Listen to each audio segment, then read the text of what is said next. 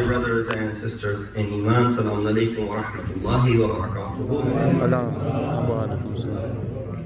The night of 10th of Safar, which is associated with the shahadat of the daughter of Sayyid al-Shuhada, Imam Hussein ibn Ali alayhi salatu wassalam.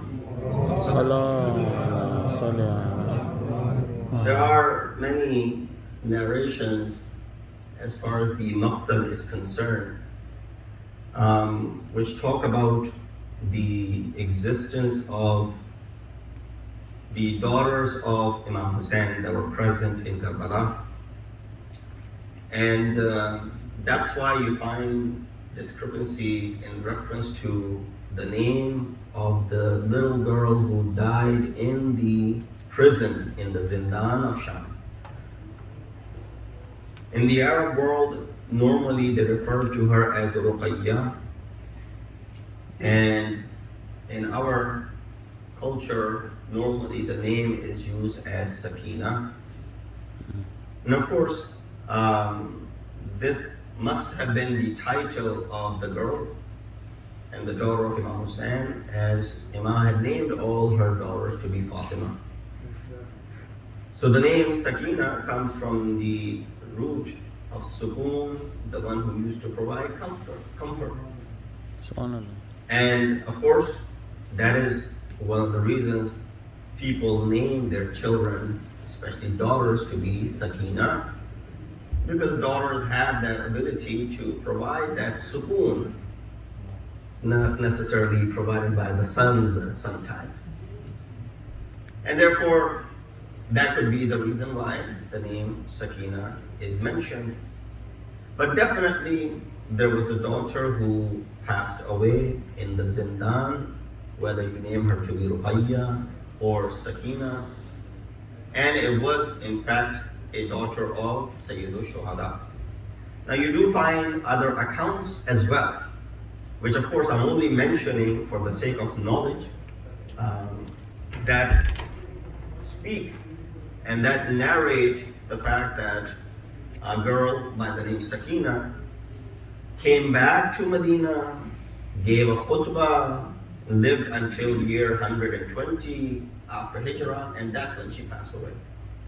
This could be another daughter of Imam Hussein, not necessarily Sakina, because the other daughters of Imam Hussein, who were also named Fatima, Fatima Kubra and Fatima Sughra, they were also daughters of Imam Hussein, who, of course, did not attain Shahada, but did not die in the events or the aftermaths of Karbala. They survived, and they came back to Medina, and they lived for a long, long time. So with this discussion, I didn't want to create any misunderstanding, but rather just for the sake of information, that when you do hear in or from the books, when you do read about these subjects, there's no denial of a daughter being, martyred or dying in the Zindan. But as far as the name is concerned, you might find that there are differences as far as the riwayat is concerned. But nonetheless, 10th of Safar is associated with her wafat, her shahadat. And this is where, after this, the qafla had departed, for example, the Zindan, and they left Balad al-Sham, and then they came to Medina. While some riwayat also discuss that the qafla stayed for an entire year in the Zindan, and then they were released after an entire year in captivity. Now this is where both stories are there, but the more authentic, which seems more authentic, is the one which I mentioned first, that they came back the very first year to Karbala on the day of Chihilum, or on about the day of Chihilum. So if someone says, how can they be back in 10 days? Okay, maybe not right in 10 days, maybe 12 or 13 days they were in Karbala, but they only stayed there until the first of the Chihilum. It's not like they stayed in Karbala, or rather in Sham, for an entire year. The reason is because how are you going to justify the shahadat of Bibi Zainab in the 62nd year after Hijrah? That if they stayed in Sham for an entire year, then that which means the Karbala took place in 61st year after Hijrah. They stayed for an entire year, meaning they were there until the next Arba'een, because that's when they came back to Karbala. And then you have the shahadat of Bibi Zainab in 62 after Hijrah. But while we know that Bibi Zainab came back to Medina, and then her shahadat takes place, either that she left back for Sham, or she went to, for example, other place, or some riwayat mentioned that she died in Medina as well. That is another story. But for her to come back and then leave, you can't just say, well, she never came back. That she stayed in Sham and then she died in Sham. There's always this mention of her coming back to Medina, going to the grave of Bibi Sayyidah, going to the grave of her grandfather, doing all those bain on the graves, and then staying for time being with Hazrat Abdullah. We all read these, this is something which is a common knowledge, so her coming back to Medina is musallam. So if she's coming back to Medina the second year after events of Karbala, then it contradicts with Ahl-e-Haram staying in captivity for an entire year. But again, nobody's saying this is right and that is wrong, or that is right and this is wrong. Either one could be taken, as far as there isn't anything else which is contradictory to the facts of history. So again, this is just to mention the variety of facts that exist. So why there's so much discrepancy? Important to know that, it's a time when you're not living in social media, where things that are said right here could be seen other places and documented, and their copies could be made and spread and whatnot. And even with that, you find there's a lot of what? Misunderstandings. Someone said something, and the other one heard it differently. They mistook it. They went and they explained it to someone else. It was out of context. So when that's possible in this advanced digital age, just imagine that is a common thing that could have happened back then as well. And therefore, those who were documenting this, a lot of things were missed out. Another thing which I wanted to mention, the 7th of Safar, which just passed a couple of days ago, marks the wiladat of 7th Imam Musa Kazim alayhi salatu wassalam. Allahumma salli ala. And there's a mention of the shahadat of Imam Hassan al-Mushtaba alayhi salatu wassalam, which in some places it is commemorated. In fact, in Iraq it is commemorated. In Iraq they commemorate the shahadat of 2nd Imam on 7th of Safar. So out of all the places, which is the place of marj'iyyah, this is happening. The reason Maraji don't oppose it is because there's nothing wrong. There's no harm in it. You can have as many days of Shahada as possible if you want. But to neglect the wiladat of our 7th Imam, is it not possible for Imam to be born in Ayyam Azad? It's quite possible. Wiladat of an Imam taking place in month of Muharram and Safar is possible. So Imam did, his wiladat was on the 7th day of Safar. The first person to narrate this regarding 2nd Imam, they quote back to a book of fiqh, Durus, of one of the great scholars, who in his book mentioned the shahadat of 2nd Imam as Salakha Safar, Sin Lam Khe. And then those who took this book and rewrote it, they thought the word Salakha was actually Sabi'. So if you write Sin, Lam and Khe, you can actually make Sin, Alif, Be and Sabi' from it. Sabi' means 7th.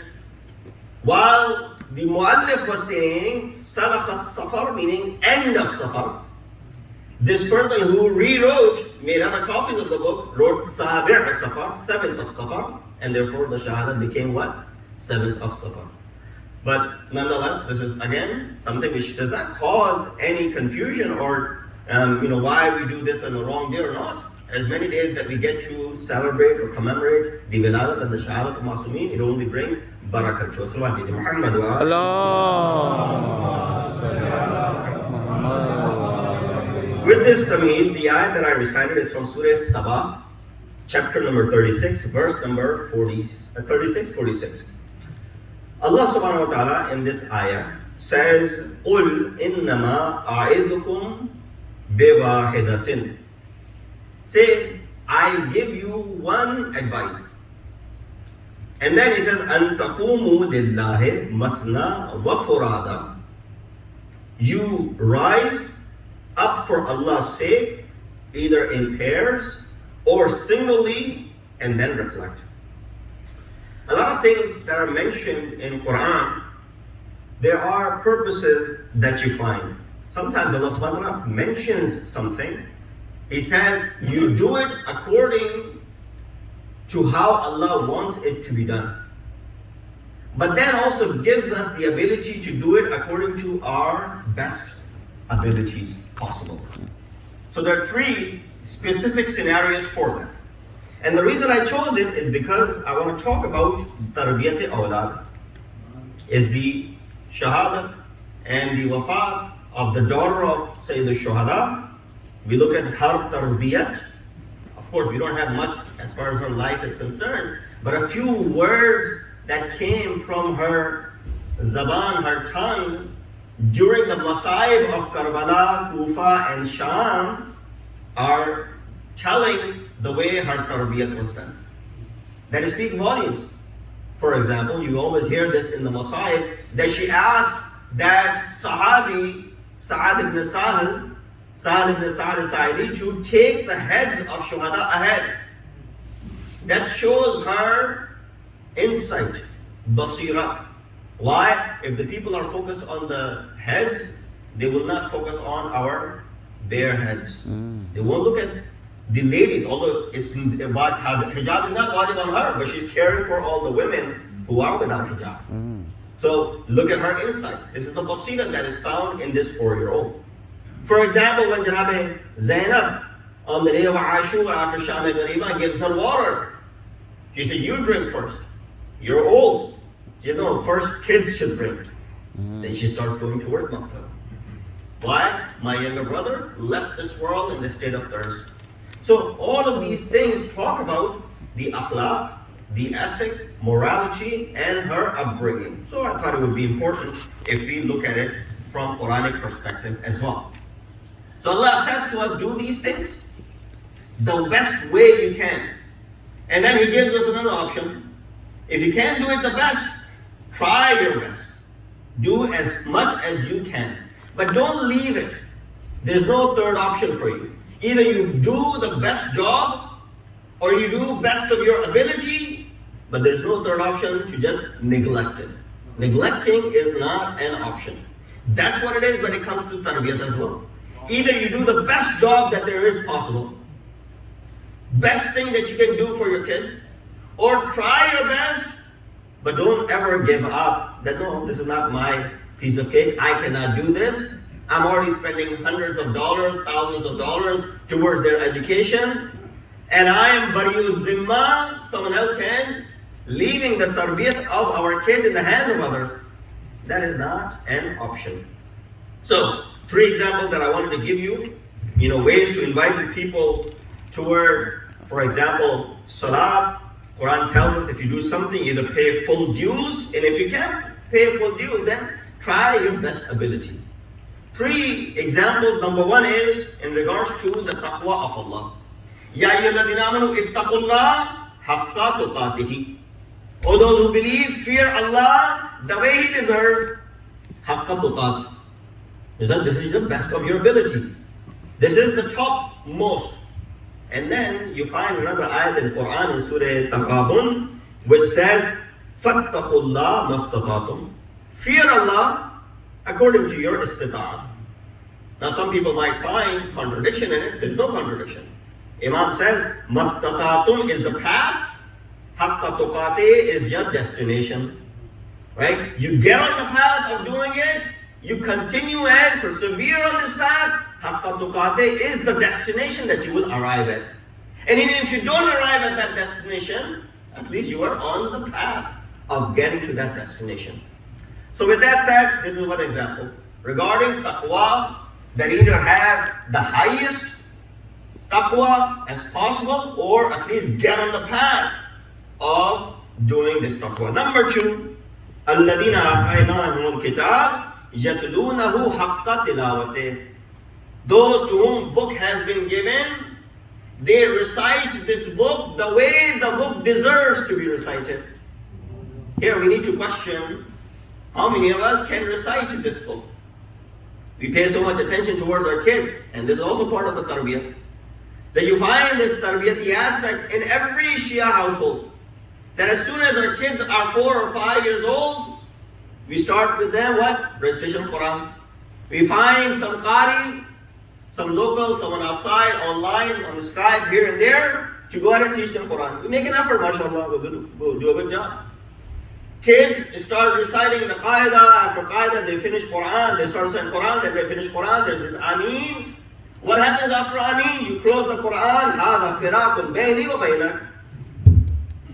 This is the firaq, as Zuhri had said this. When he was told that you've been given a mansab, a position, he was referred to as kabutar masjid. Meaning what? He was always found in masjid. He was just doing ibadah. The moment he was told that you're given some sort of position, he closed the Quran and said, هَذَا فِرَاقٌ بَيْنِي وَبَيْنَكَ. يَهَا تَكْ تَمِرَ تُمَرَ سَاتِ. That's it. Left the Quran and then he went after the mansab that he was given. That's what happened with our kids as well.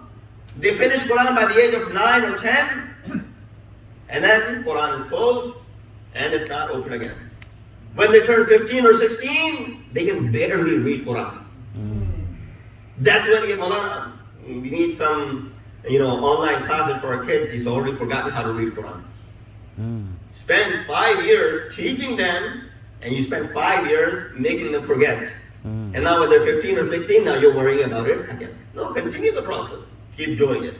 So that is as far as the ayat says in Surah Baqarah, الَّذِينَ آتَيْنَاهُمُ الْكِتَابَ يَتْلُونَهُ حَقَّ تِلَاوَتِهِ. They recited the haqq of tilawat. But then at another place in the Quran, Allah says, فَقْرَؤُوا مَا تَيَسَّرَا. Surah Muzammil. Read as much as you can. There's no obligation. It's not wajib to recite. It's mustahab to recite, but read as much as you can. But there's no third option, by the way. Don't read. Just the same way in taqwa, you either have the best or you get on the path of taqwa, istata'tum. Similarly over here, you read the Quran, haqqa tilawati, the beautiful voice, or at least you go out and read as much as you can. There's no third option as far as this is concerned. And last example of this in Surah Hajj is regarding jihad. It says, وَجَاهِدُوا فِي اللَّهِ حَقَّ جِهَادٍ. Do jihad in the way of Allah, the way jihad is supposed to be done. Right? The way jihad is supposed to be done. Haqqa jihad. The word haqq is telling you this is the peak of it. But then Allah draws an exception to it. It says, وَأَعِدُّ لَهُمْ مَسْتَطَعْتُمْ. Prepare for jihad as much as possible. Surah Al-Fal. Because the Surah Al-Fal talks about the ghanimat of war. It's talking about prepare yourself for war and this battle and this jihad. It doesn't have to be battle outside, but it could be battle within. But you don't have the third option. You only have these two options. Either you do it the best or you do according to your ability, but there is no third option of neglecting it. Salawat bi Muhammad wa